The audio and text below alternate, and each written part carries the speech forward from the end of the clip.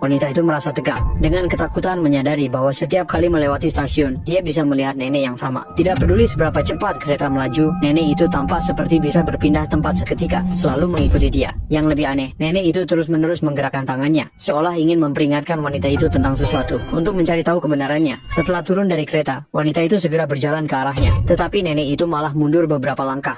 Wanita itu mengira nenek itu takut pada orang asing. Bisakah kamu tunggu di sana?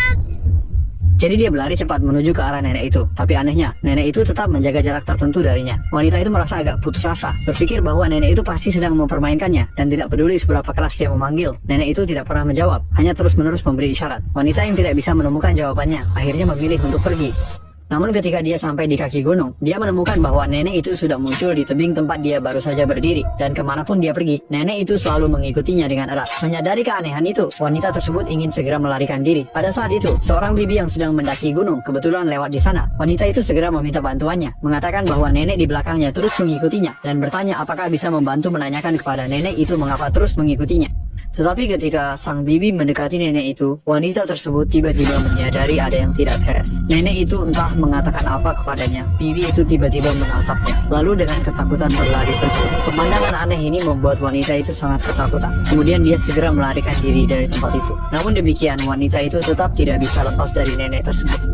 Dia bersembunyi di sebuah bar terdekat, bertanya kepada orang-orang apakah mereka bisa melihat nenek di luar. Setelah mendengar, pemilik bar maju untuk memeriksa dan berkata bahwa di cuaca sedingin ini, nenek yang berdiri di luar pasti kedinginan. Jadi dia bersikeras untuk keluar dan mengundang nenek masuk untuk minum teh. Namun, detik berikutnya, wanita itu menjadi serius. Terlihat nenek itu mengatakan sesuatu kepada pemilik bar, dan seperti bibi di gunung, pemilik bar juga melihat wanita itu dengan ketakutan, lalu lari seperti orang gila. Semua orang mengira istri bos memanggilnya pulang untuk makan. Hanya wanita itu yang tahu bahwa masalahnya tidak sesederhana itu. Dia ketakutan dan bersembunyi di bar semalaman. Sementara nenek di luar juga menunggunya dari malam hingga pagi. Wanita yang sudah sangat tertekan akhirnya pulang dan menceritakan kejadian aneh ini kepada ibunya. Mengatakan bahwa dia tidak bisa mendekati nenek itu. Mereka berdua memikirkan sebuah cara yang brilian. Saya berjalan mendekatinya seperti ini.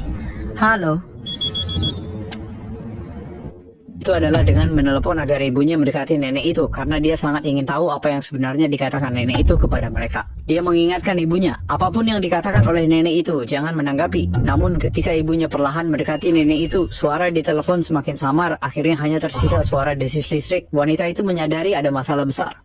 Ibu, jangan dengarkan dia. Tolong jangan lakukan ini padaku. Ibu, jangan lakukan ini padaku, Ibu. Tidak disangka, ibunya yang paling dipercayai juga terpengaruh oleh nenek tua itu. Tidak peduli seberapa keras wanita itu mengejar, ibunya sama sekali tidak berhenti.